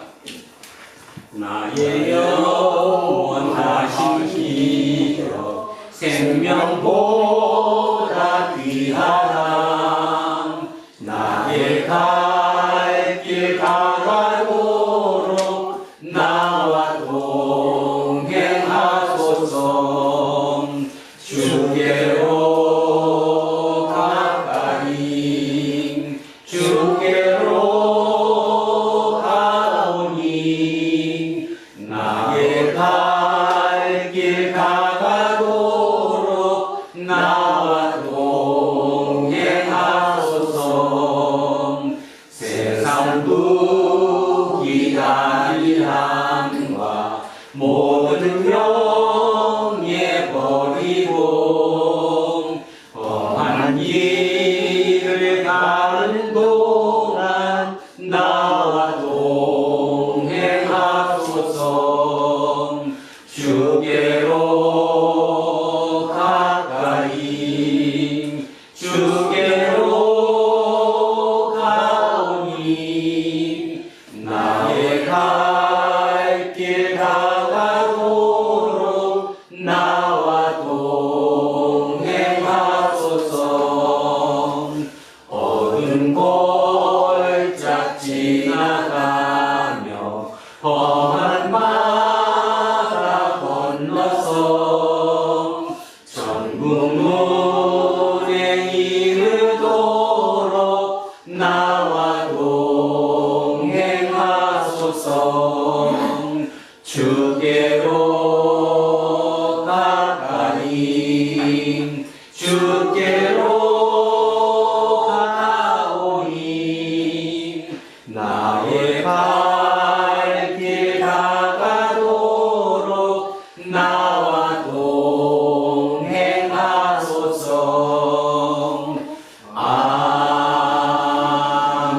아멘. 다 자리에서 일어서십시오.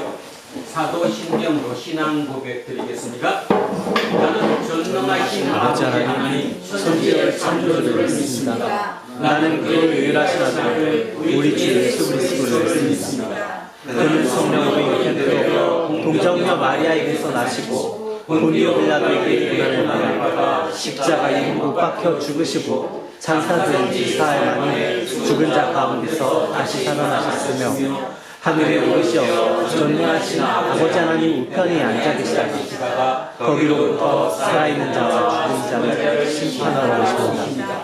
나는 성령을 믿으며 거룩한 공교회와 성도의 교제와 죄를 용서하는 것과 몸의 부활과 영생을 믿습니다. 아멘. 내게 있는 모든 것을 아낌없이 드리네. 사랑하고 의지하며 주만 따라 살리라. 주께 드리네.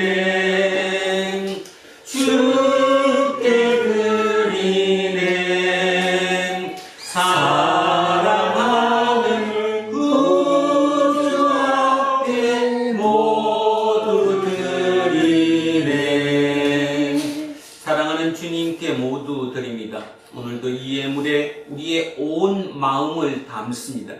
특별하게 굴대의 시대라는 그 표현, 그 야스표스의 표현을 오늘 우리 마음속에 깊이 새기며 이 시대가 새로운 굴대의 시대라는 사실을 인지한 그 마음, 그리고 그 시대에 우리가 어떻게 행해야 할 것인가는 그 마음까지 담아 주님께 올려드립니다.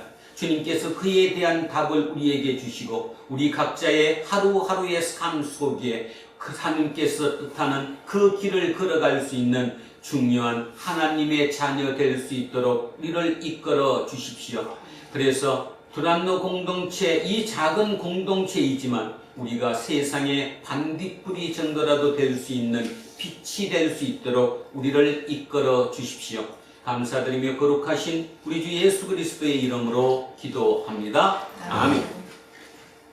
우리는 세상이 읽고 있는 성경이다. 우리는 세상이 원하는 끝난 고백이다. 우리는 세상에 관심 갖는 설교다. 하늘에 계신 우리 아버지의 이름을 거룩하게 하시며 아버지의 나라가 오게 하시며 아버지의 뜻이 하늘에서 같이 땅에서도 이루어지게 하소서. 오늘 우리에게 용할 양식을 주시고 우리가 우리에게 잘못한 사람을 용서하여 주시고 우리 죄를 용서하여 주시고 우리를 시험에 빠지지 않게 하시고 악에서 구하소서. 나라와 권능과 영광이 영원히 아버지의 주시가 아멘. 오늘 주신 말씀에 세임 얻어서 세상으로 나가서 살아갈 때에 나 혼자 힘으로 늘 부족하오니 주여 나를 도우사 승리하게 하소서. 아멘. 이제 창조절 8째 주일이면서 종교개혁 508주년 기념주일의 공동 예배가 끝났습니다. 이제 각자의 고유한 일상으로 돌아가서 종교개혁의 후예답게 아드 폰테스, 근원으로 돌아가라는 구호를 깊이 새기며 죽음의 그늘에서도 생명의 근원을 붙잡고 살아가십시오. 우리는 세상의 희망입니다. 이제는 우리 주 예수 그리스도의 은혜와 하나님 아버지의 영원하신 사랑과 성령님께서 함께 하시고 이끄심이 오늘 이곳에 고개 숙인 우리 모두에게와 우리의 자녀들과 가정 위에, 일터와 사업체 위에, 그리고 이 나라 이 민족 위에 이제로부터 영원토록 함께 하시기를 간절히 축원하옵나이다. 아멘.